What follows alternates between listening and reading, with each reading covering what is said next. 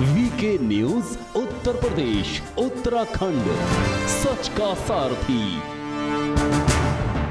नमस्कार, स्वागत है आपका वीके न्यूज में। कांग्रेस की राजनीति में बड़ी खलबली पैदा हो चुकी है। उत्तराखंड से हरीश रावत ने दे दनादन 3 ट्वीट कर डाले हैं और बागी सुर अब उनके दिखने लगे हैं। बता दें कि इन्हें पंजाब में भी प्रभारी का कार्यभार सौंपा गया था और पंजाब में भी कांग्रेस की स्थिति डावाडोल है। कैसे इनकी नैया पार लगेगी, ये अभी किसी भी के भी समझ से परे। इस बीच हरीश रावत के 3 ट्वीट ने खलबली पैदा कर दी। न सिर्फ उत्तराखंड की राजनीति पर इसका असर पड़ेगा, बल्कि पंजाब की राजनीति पर भी इसका असर पड़ेगा।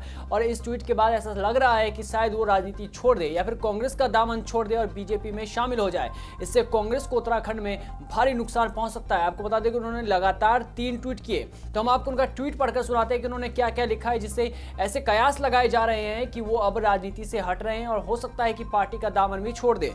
उन्होंने ट्वीट करते हुए पहले हैशटैग चुनाव रूपी समुद्र में लिखा कि है ना अजीब सी बात, चुनाव रूपी समुद्र को तैरना है। सहयोग के लिए संगठन का ढांचा अधिकांश स्थानों पर सहयोग का हाथ आगे बढ़ाने के बजाय या तो मुंह फेर कर खड़ा हो जा रहा है या नकारात्मक भूमिका निभा रहा है। जिस समुद्र में तैरना है, सत्ता ने वहां कई मगरमच्छ छोड़ रखे हैं।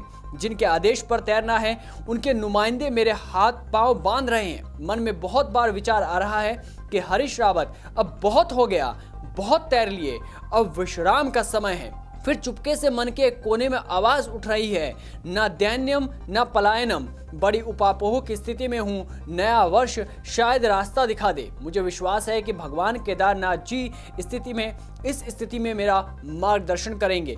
या उन्होंने साफ कह दिया है कि भैया यहाँ पे विश्राम का समय हो चुका है। तो क्या अब ऐसे में सवाल उठ रहे हैं कि क्या हरीश रावत अब राजनीति छोड़ देंगे या फिर कांग्रेस का दामन छोड़ देंगे, क्योंकि जिस तरह की शब्दावली का उन्होंने उपयोग किया कि चुनावी समुद्र है, मगरमच्छ रास्ता रोके खड़े हैं, कोई हाथ आगे नहीं बढ़ा रहा। क्या सवाल आलाकमान पर भी उठाए जा रहे हैं? सवाल इसलिए भी क्योंकि इससे पहले भी कई बार देखा गया है कि आलाकमान नाराज रहा या फिर आलाकमान ने बात नहीं सुनी, जिसका असर पंजाब में भी देखने को मिला। अमरिंदर सिंह ने पहले कुर्सी छोड़ दी और उन्होंने नई पार्टी बना ली और बीजेपी के साथ खड़े हो गए। तो क्या अब हरीश रावत भी ऐसा ही कुछ बड़ा करने वाले हैं? ये कांग्रेस के लिए भी एक बड़ा सवाल है। उत्तराखंड की राजनीति में जो भूचाल आने वाला है, जो राजनीतिक भूचाल आने वाला है, उससे कांग्रेस को कितना नुकसान होगा, देखने वाली बात होगी, क्योंकि आने वाला चुनाव उत्तराखंड में भी है। ऐसे में जब जमीन मजबूत करनी थी, जब अपने नेताओं को खड़ा होना था, जब उन नेताओं को खड़ा होना था जो पहाड़ों से आते, जो उत्तराखंड से ही जुड़े हुए हैं, वो नेता अगर साथ छोड़ दें तो कांग्रेस की स्थिति क्या होगी, ये देखने वाली बात होगी। फिलहाल इससे बीजेपी को बड़ा फायदा मिल सकता है, क्योंकि हरीश रावत उत्तराखंड की राजनीति में